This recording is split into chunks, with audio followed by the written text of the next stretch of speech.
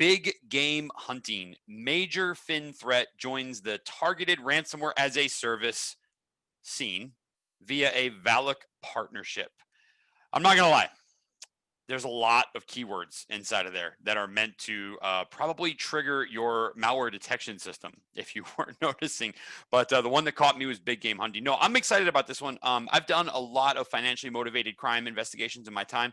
And when we saw this one come through, not only was I super taken aback by it, but I was also really excited because we've got some folks from IBM's Iris, X-Force Iris team, and they usually do some awesome work and provide great insight for those of us in the community here.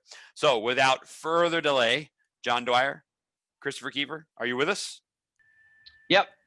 Awesome. There we go. All right. Sorry Take it away, that. guys. Looking forward to it. The stage is all yours. I'm John Dwyer, and I'm joined here by Chris Kiefer, and today we want to talk a little bit about targeted ransomware service with a Valak partnership. So kind of a change in pace and change of focus how the rest of the conversations have been going. As incident responders and threat analysts, we're usually operating on the right side of the boom. So the point of this talk is we really want to dive into the Valak malware, why you should be paying attention to it. And then Chris is going to give an intelligence brief of especially the big kind of like connections that we've made based on real world investigations of this, why you should be pushing this to the top of your stack of new things to pay attention to. There's a lot of information in there. Pay attention to these red boxes and red arrows.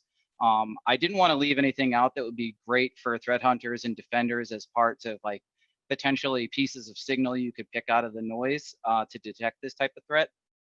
And brevity is not something I'm known for. So hopefully the red boxes and red arrows allows me to kind of move through these slides as fast as possible.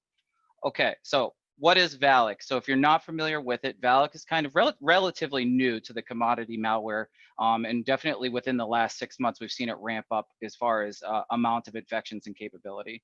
What you really need to know for the point of this discussion is it is a JavaScript modular-based piece of malware. What I mean by modular is that not every Valak infection is going to be the same. So the capabilities of the malware can be extended based on plugins that are downloaded from whatever C2 it is. And that probably sounds familiar.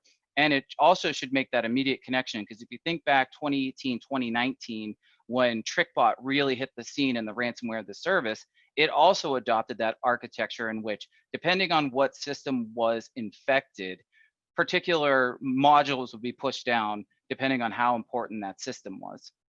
Valak has adopted the same sort of architecture, and that goes into the theme of now Valak is going to be a player in the same sort of industry as well. A couple of the features there, you can see that it's fileless, and I'll show examples of what I mean by that. But essentially, within the last, like I would say 6 months, it has completely dropped from dropping files to disk for its core malware. Instead, it keeps a copy of itself within the registry, and it reads that registry to invoke itself through a scheduled task to persist. It has a lot of the common functions that you'll see through other malware, such as like recon and things like that. And the bottom bullet there is the one that I really want to draw your attention to. So within the last few versions, it's included new plugins that are especially targeting to enterprise services, which leads more evidence that they're now going to be, really part of this industry. The two functions there are important. So Exchange Grabber and Client Grabber. Client Grabber is specifically designed to steal Microsoft Exchange credentials. And then Exchange Grabber does something pretty neat in that it actually goes through an Exchange mailbox and enumerates all the existing email messaging that is going on and steals copies of them, but mostly it's getting a list of available pieces of or email that exist already. And the reason is because the authors of the malware do something, or the distributors of the malware do something very interesting to get it, through traditional security protections. So for the most part, Valak is delivered through as an attachment, shocker, but it's password protected zip archives to try to get through the email gateways. But then they specifically target reply chains. So by reply chain is they will compromise a third-party mailbox, enumerate all of the messages in there from existing email threads, pick out a target, reply to that with the payload. So it's super sneaky, sis. Like double the chances of someone opening it, because not only is it someone that you trust, but it's also from a thread that you've already established. Once they open up the zip archive, you'll see that there's a macro, again, shocker, downloads a DLL. That DLL is loaded into the system through Reg Server 32. The DLL doesn't do much after that. It calls basically one system call, the WinXE API call, to load a bit of JavaScript, which is Valak.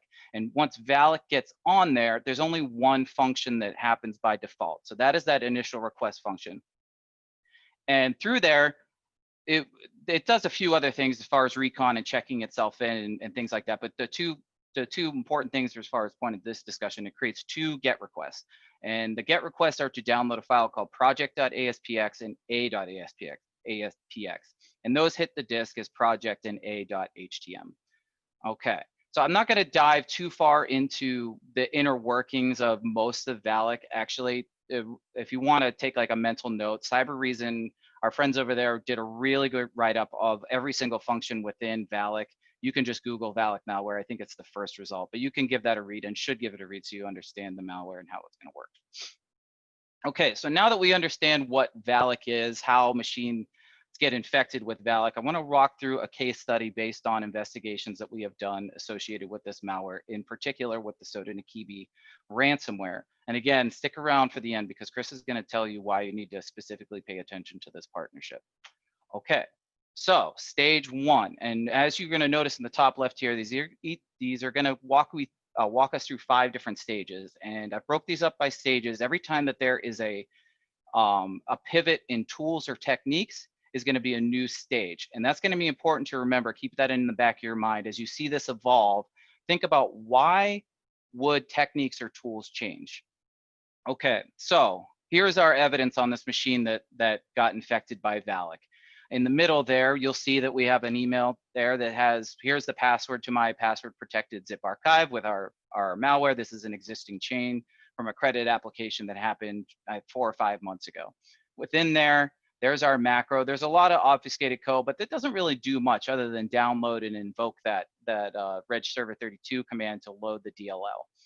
From a digital forensics point of view, we can see these files hit the disk in the user profile. So project1.htm and a.htm. Actually, you can see project 2 happens there too, because this particular user opened up the zip archive 6 times because she couldn't get it to work. Once that happens and those downloads those files, so those are actually going to be our next pivot into stage 2, because project.aspx is actually an encoded and encrypted file that is a patch for a new version of Valak. So when it checked into this particular C2, it said, okay, you're more than just an initial infection. We're going to actually push stage 2 down. And what stage 2 does is project.aspx is a patch, a new version. We can see on the right that project.aspx in the default call has now been replaced with bounce.aspx. And every time that this checks into the C2 servers, we're going to see disk artifacts of bounce, the key, well, that's a random number that's generated every time it does a request.htm. And each one of those are encoded and encrypted files. A.aspx is used for, like I mentioned before, plugins. So that hits the disk as plugin host.exe and can be used to execute and modify plugins as they're pushed down, if they're pushed down. Okay, so stage 2. So let's look at this new version of Valak.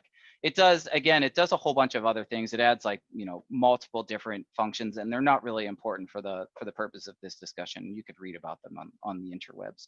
But we can see that initial task has been replaced with parse task, and this is the only function that executes by default. And within there's 3 main functions that are going to be used for the operation of this malware. We see create exec job, create OLE exec job, and launch plugin. If you can remember all those bounce HTML files that we saw as disk artifacts, each one of those is encoded. The Valak malware can decrypt that and decode it, and it's looking for these strings. This is how it knows what function it's supposed to be calling. So if it sees -- task in the body of this file, it's going to call the create exec job with the task name being that key associated with those bounce files that goes after that. So let's take a look over here on the left, and we can see, okay, when this particular function is called, I'm going to create a scheduled task named perf Watson _ whatever that key number is, or whatever string. And then I'm going to use Wimic to execute the contents of whatever is in that bounce file as an alternate data stream to audio sampler.db. So that's, you can do that as a command line parameter if you'd like, but it's an evasion technique so that it doesn't get whacked by antivirus or something like that. So if we pivot back onto that machine and see what happens next, we can infer that that's exactly what happened. Looking at the artifacts on the machine, we can see that a new scheduled task was created. We can see that it's using WEMIC, which is executing this 7B4EE051, which corresponds back to that a bounce.htm file as an alternate data stream to that file. We were able to recover that file from Slackspace, and what we found out is that is an installer for the NetSupport Manager piece of software. If you're not familiar with NetSupport Manager, it is designed for IT support help. So it's like a remote, help desk tool that has, commonly been used for nefarious purposes. And I'll show you exactly what NetSupport looks like and what it does on the next slide. But now we have a new set of C2. So in stage 1 and stage 2, we had the C2 block configured in the Valak payload. And now we're moving here on the right-hand side. You'll see this red arrow from client32.ini. And essentially, this calls back to the NetSupport Manager server. And they did a simple persistence here by tucking client32.exe into a link into a startup program. Okay, so now we have two pieces of access into this machine and 2 sets of C2. Okay, so we're still in stage 2 here, and I just want to show you a little bit during our testing. Whenever we find these artifacts, like I said, we're on the right side of the boom, so we're obviously having to collect more data to put the story together, exactly what happened. In our testing here, if we load up NetSupport Manager with in our lab here, you can see NetSupport Manager has all kinds of fancy tools that would be great for an attacker to use. I can transfer files, I have interactive PowerShell access, I can record audio, whatever I'd like to do. In particular, if I click on this remote command prompt button here, it essentially pops a shell for me. This looks like a Windows terminal. And in our testing, we run this command. So PowerShell.exe -command who am I get my results. Okay, so we've tested that. Now let's go look at the available telemetry on the machine, on our test machine. If we pay your attention down here to the bottom there, we can see client32 executed, then remcmd stub.exe executed. So that gets dropped during the installation of the file. And that's what sets up an interactive shell in the machine. From there, our standard process execution chain all the way to who am I. So now that we know that whenever interactive access to this machine is established, we have a data point to say, oh, this is exactly kind of what happened. And if we pivot back into the artifacts of the machine, looking at historical program execution, if we look at shim cache, we can see this is exactly what happened. So we see client32 executes, checks in with the server, and then remcmd stub executes. So boom, we know interactive access, and now we have our terminal. From there, we can see that there's probably some recon-y information or tasks that are going on by whoever is controlling on the other side. And then we see another interesting process execution chain. So historically, this was mostly done with MS build, but if you see csc.exe and cvtres.exe combined or sandwiched in between PowerShell, that's a process execution chain that may be associated with a C# loader. So what you can do with these tools is you can, basically pull down raw C# code, compile it on the fly, and pop a shell on a machine without writing anything to disk. It's a really slick way to do something completely fileless to avoid detection on a machine.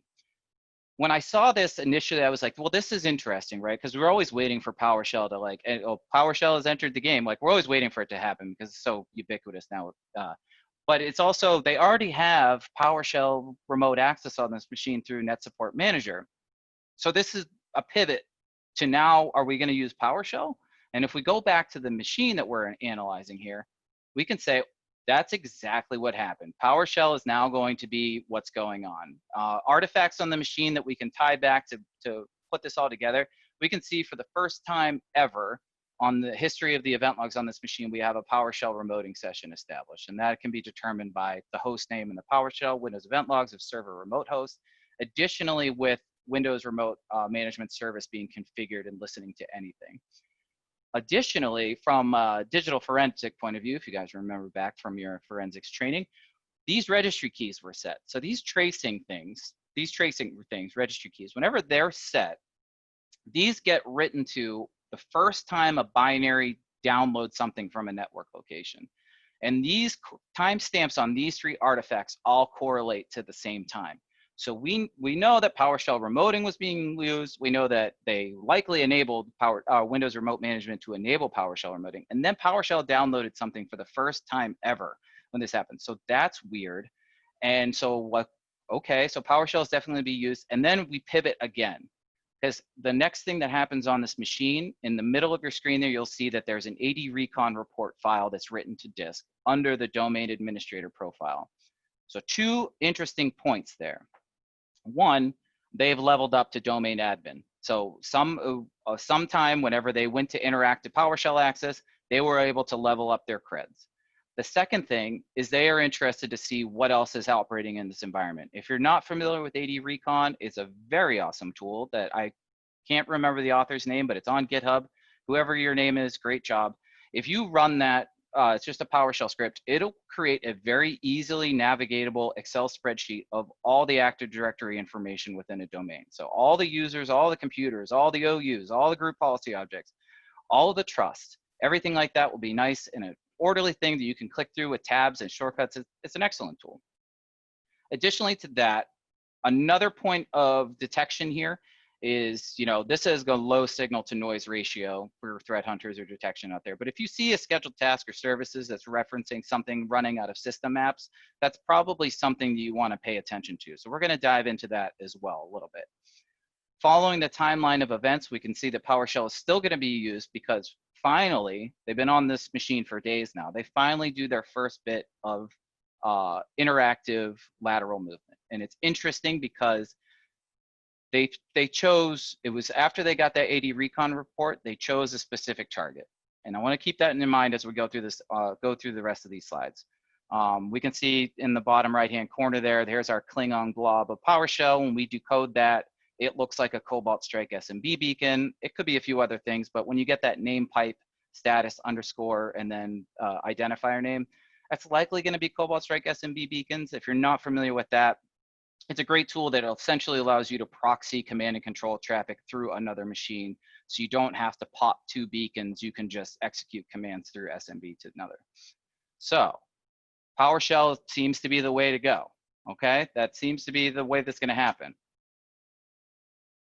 Like I said before, we want to take a look at this scheduled task because it was suspicious based on where it was, located on the machine.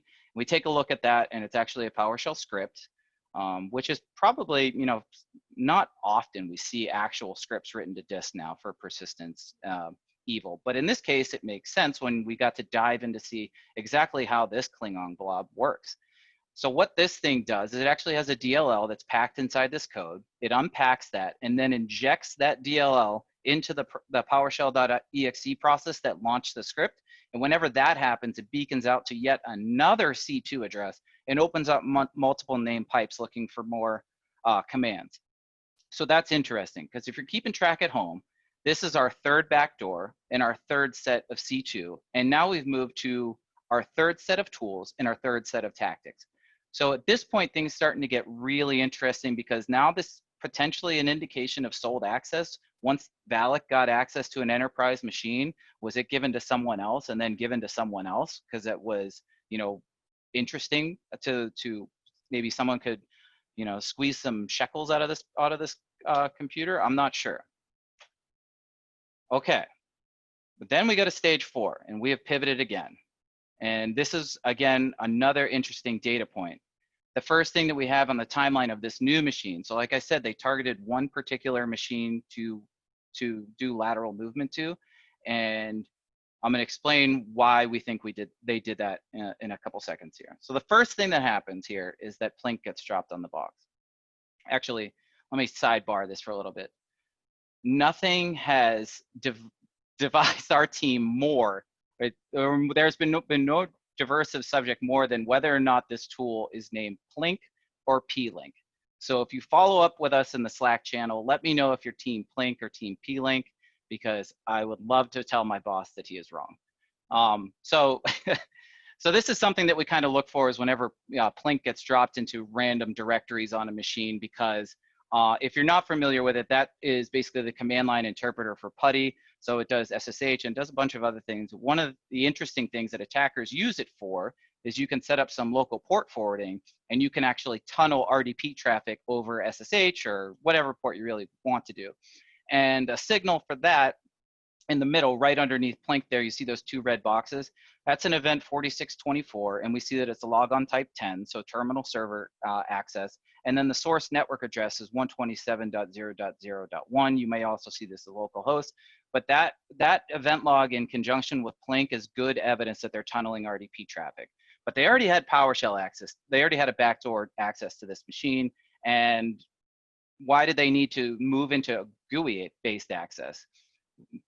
Like moving along in the timeline of this machine, this probably, I don't know if everyone, when we were doing the analysis of all these investigations, is the most interesting part of this infection, is because, you know, living off the land tools is nothing new. Everyone kind of knows that attackers use PowerShell and WMIC and run DLL, and that's kind of like more or less common knowledge now. However, it's way more rare that attackers use living off the land for recon tools. And so remember how I said it was interesting that they picked one machine? So this machine was named in such a way that you could infer that it was used to manage an ESXi environment. So they moved to this machine, and then they immediately go into vSphere and start enumerating all the virtual machines and all connecting to the disk, connecting to the raw disk through the API. They start going through Nagios, and they go through Dell Open Manage. Now, unless you've done some level of system administration and you have some IT skills to flex, like you're not even gonna know that Nagios, what it can give you. And what they were doing with Nagios is they could do recon on networks that were outside of that VLAN or outside of the Active Directory environment that they got their report from. And they did that through the Dell Open Manage system too. And they did this for days and days and days. And they, you know, SMB scans, and they were just enumerating everything that they possibly could. And then in the bottom right-hand corner, we get a new data point. And this is one of the good things about having, you know, when we respond to incidents, there's always an Intel analyst that's assigned to our IRs. And when I was talking to Chris, and he's like, you know, threat actors have been leveraging, you know, a lot of cloud tools, and Mega has been particularly associated with data theft. And in the bottom right-hand corner, that's a little clip from the RDP cache we were able to recover. So the MegaSync tool was installed on this machine, and doing some research, the MegaSync just allows you to sync data from a machine. So if I'm connecting to virtual machines, and if I'm connecting through Nagios and have SNMP access to things, or if I have SMB access, I can just drag and drop stuff over to this folder and sync it up to mega.nz. And looking in the Firefox history of this machine, there was, you know, connections to mega.nz. So at this point, we have now evolved into data theft. So we had commodity, we pivoted into PowerShell. Now we're doing heavy recon through a bunch of different system administration tools, and now we're doing data theft.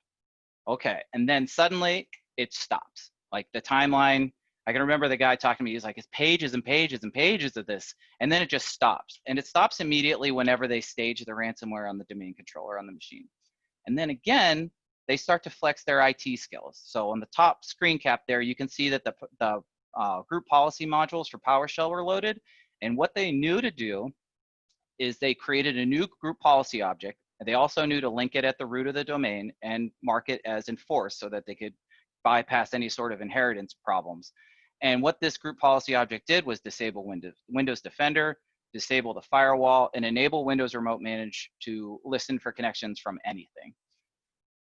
Then they loaded crackmap-exec on the machine. So if you're not familiar, you can Google that one too. Crackmap-exec is a post-exploitation tool, and one of the great features of it is you can pipe a list of host names or networks over to that binary and create a scheduled task as long as you have credentials.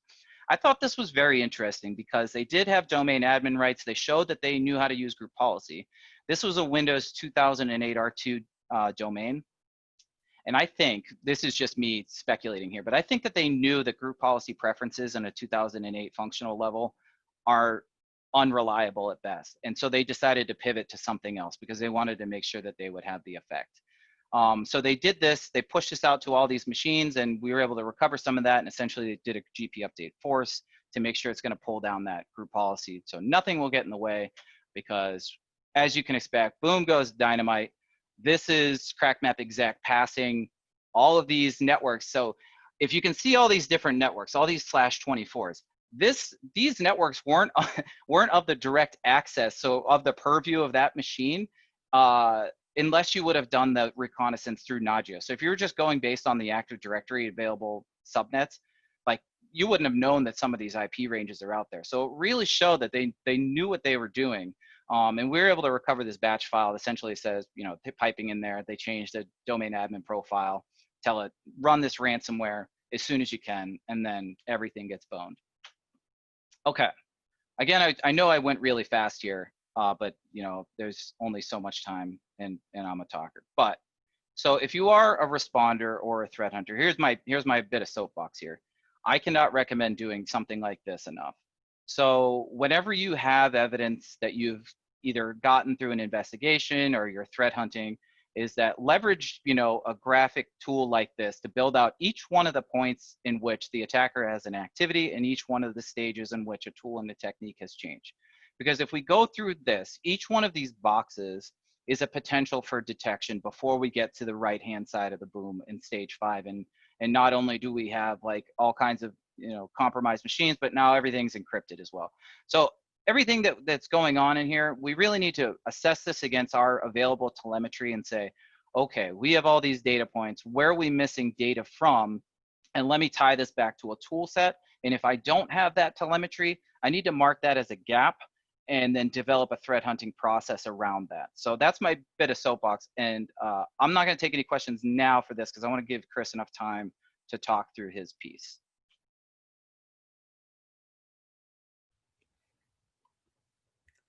Thank you. Thank you for that excellent and thorough analysis. So up to this point, John has given us deep technical insight into a Sodi-Nukibi attack.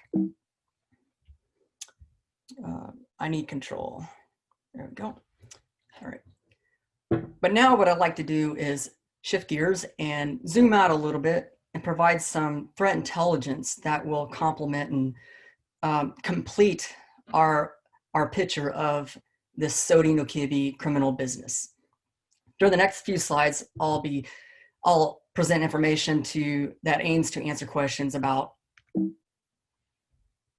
there we go, aims to answer questions about, for example, our attribution assessment and other more general intelligence questions like, what are the victims? What are the victim types? How lucrative or not is this criminal enterprise? And some other interesting topics like, you know, the strategies these attackers take to force their victims to pay a ransom. After all, you know, success of this kind of activity is really, you know, extracting the best possible ransom payment from its victims. So as John stated, during the latter stages 4 and 5, we began to observe more sophisticated attacker activity to include the installation and use of malware that we were able to analyze and identify as a 64-bit variant of the Carbonac Backdoor. After more detailed analysis of its network activity, next slide.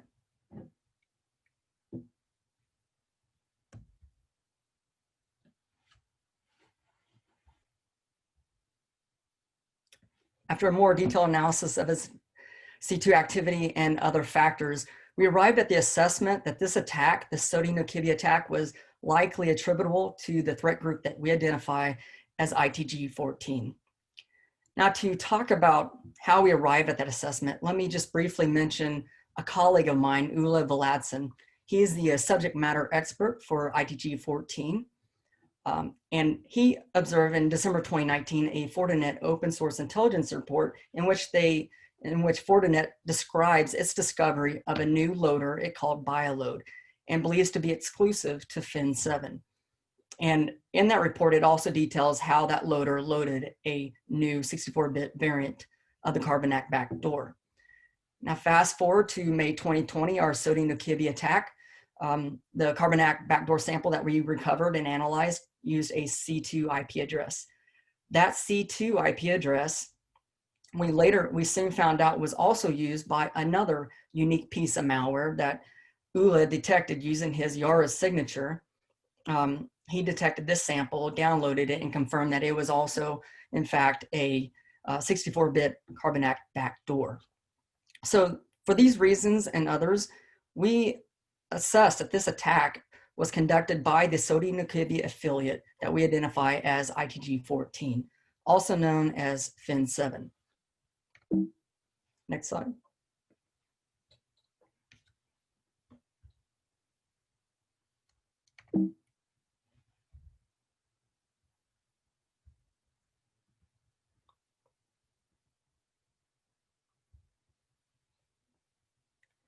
So from this May 2020 attack really was the catalyst for a more proactive, detailed, and focused threat intelligence monitoring effort and the goal was to really understand the totality of this Sodi Nukibi activity and business.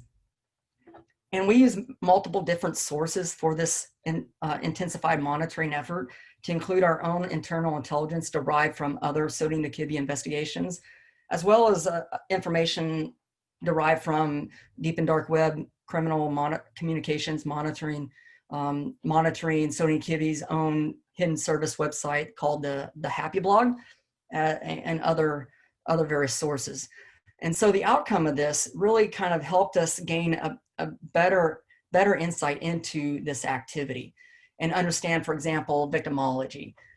So we assessed from this monitoring effort, we assessed that there are approximately 100, well, it's changed now since the pretty proactive group, threat group here. So it's now up to 140 to 145 victim organizations that fall into one of 21 different countries and one of 27 different industries.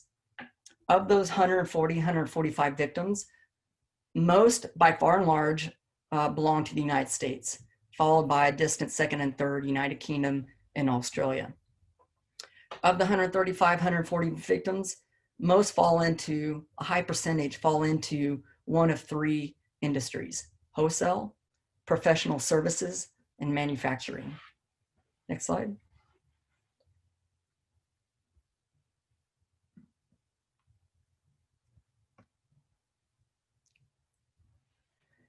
In addition to estimating victim count and other factors for victimology, we also were able to understand more about the ransom amounts. And this is important because if we can find out more detail about ransom amounts and other metadata around that, we can start to understand whether this is lucrative activity or not by the attacker. And knowing that can help us assess, estimate, how, if this activity is likely to continue or not in the foreseeable future. And we found that this is potentially very lucrative for these attackers. For example, when we began this monitoring effort, we found we had very specific amounts, ransom amounts for very specific victim organizations. But what perplexed us was that these ransom amounts varied a lot from organization to organization. And at first it wasn't clear why, but then we found evidence that suggests these attackers are using annual revenue as at least one factor for setting ransom amounts for victims. And so with this new evidence, we enumerated all the known victims and estimated victims and other metadata around those victim organizations like annual revenue. And then we mapped those known specific ransom amounts to the annual revenue to determine what percentage of that ransom amount was, compared to the annual revenue. And so we were able to derive an estimated ransom amount range as a percentage of total annual revenue. And you can see the range on the right-hand side is between 0.75% and 9.1%. But this still is a little bit shy of helping us understand how lucrative or not this activity is. And so we were able to identify more evidence that allowed us to estimate and know which victims have paid and not paid, have likely paid and not paid. And if we zoom in on just one small subset of those 140 to 145 victim organizations, we realize that 14 of those victim organizations have annual revenues exceeding $1 billion. And of those 14, we estimate 10 have likely paid the ransom. And so what that means in terms of dollar amounts is that we estimate that the attackers have made approximately $77 million, and that's at the conservative low range estimate. But all hope is not lost. On the left-hand side there, we've outlined a general high-level attacker timeline. And why is this important? Because this timeline indicates that in the worst case scenario, if an organization becomes a victim to these types of attacks, there's still a time period, a brief time period, there's still hope that given the right preparation, an organization can potentially greatly mitigate the overall impact of these kinds of attacks. And as you see on the left-hand side, we found in one example, dwell time was approximately 11 days.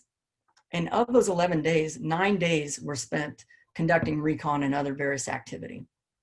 And in another example, by the attacker's own admission, they've spent up to 5 days stealing data, just stealing data, that totaled around a terabyte of data.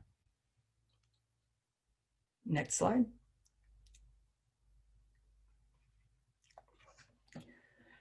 So in the worst case unfortunate scenario that an organization becomes a victim of these types of attacks, what can they expect next? Once the data has been stolen, once the data is encrypted and they have the ransom note, what's next?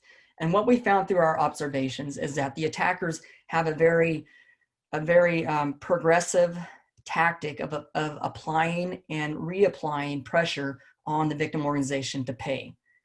And that escalation of pressure approach looks a little bit like this. First, they get the ransom note with instructions to contact the threat.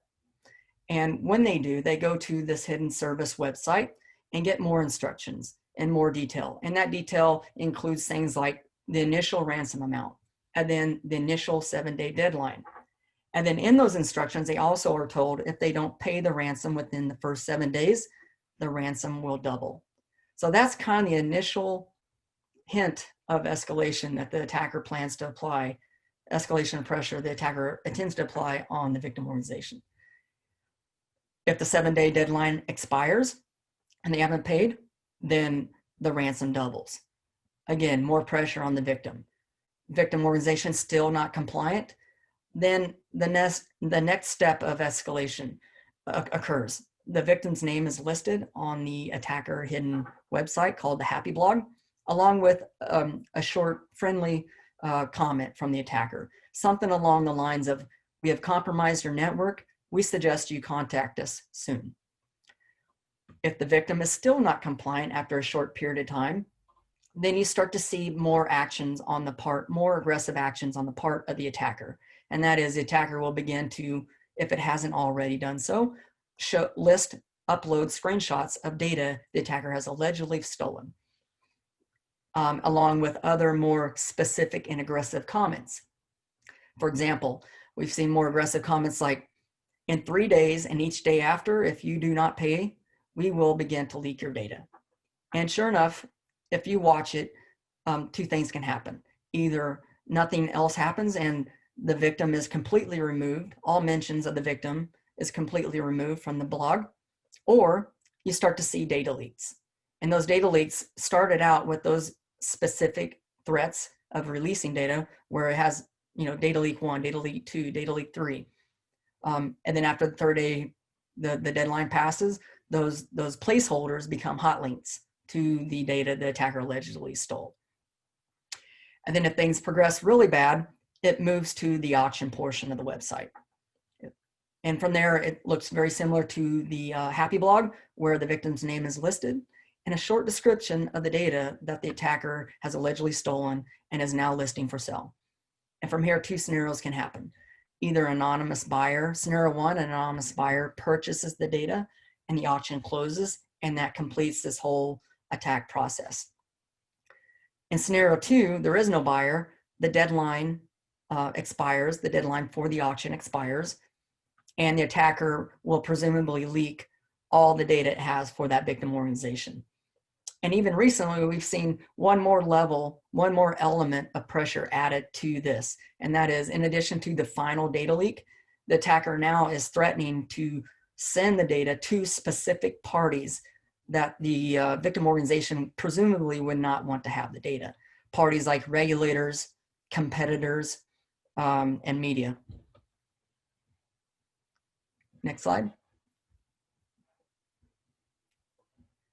But the threat of releasing data relies on the value of that data, the potential value that the victim organization has in that data, in terms of how much overall damage and impact it can cause, negative damage and impact it can cause on the victim organization. And so we set out to, what kind of data is the attacker releasing? And this slide lists out that kind of data that the attacker is listing. And so what this really means is that, the attacker is putting out credible threats. They have likely stolen, very potentially damaging data, data that can damage the victim organization in terms of reputation and fines and other aspects. Points of sale data, SCADA data, marked confidential data that can negatively impact a stock market price or an initial public offering. Very sensitive stuff like intellectual property and PCI, PHI data. One really kind of alarming recent example of this PHI, PCI data leak that they've done is one victim organization was in the healthcare industry, and the attacker released a partial data leak, an initial data leak that included actual baby ultrasound videos and pictures. So the attacker has a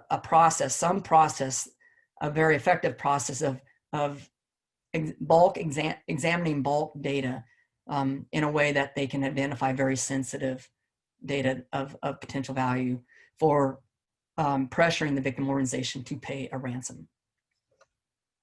Next slide.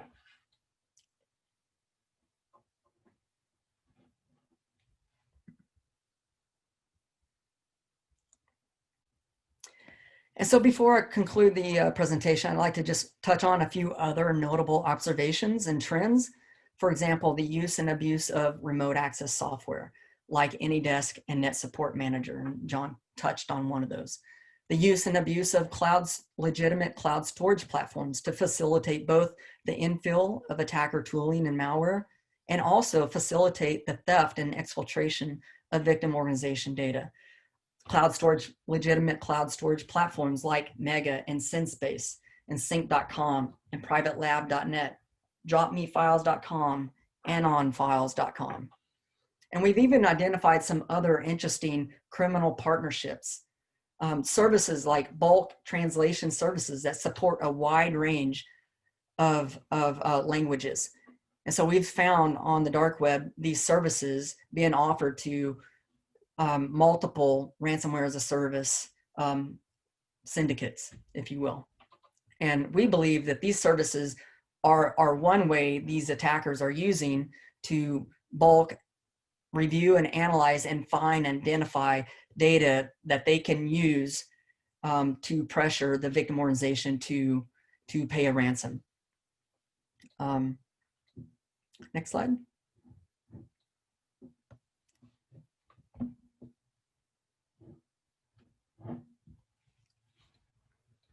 So in conclusion, we've identified at least one notorious financially motivated attacker, ITG-14, also known as Fin7, now conducting ransomware attacks.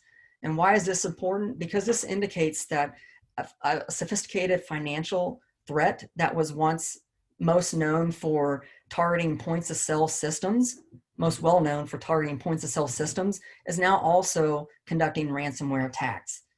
And this kind of indicates either they're conducting point of sales attacks as well as ransom attacks, or maybe this is an indication that they could be shifting their focus to a more lucrative and growing business model, the ransom attack, ransomware-as-a-service attack.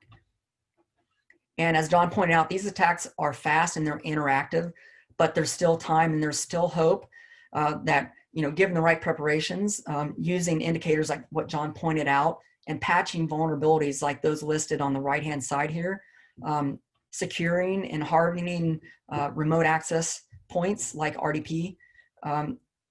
Businesses can take these kind of preparations, and even if they fall victim to these kinds of attacks, the timeline indicates there's still the potential to mitigate the overall impact of these kinds of attacks. And data is being stolen, so backups aren't enough. Organizations must get good at stopping data exfiltration. And one first stab at stopping this is identifying which public cloud storage platforms have business justification, and then which the ones that don't, just start to block those. And that list that I provided you is a good starting point for that. And then these attacks look very much like an insider threat attack, where they're using legitimate but compromised credentials to conduct all sorts of activity, from initial access to internal recon, escalation privileges, etc., and using legitimate IT admin software to facilitate all this activity. So getting good at behavior analytics is also another potential win for victim organizations to help prevent and mitigate these types of attacks. At this time, that concludes our presentation.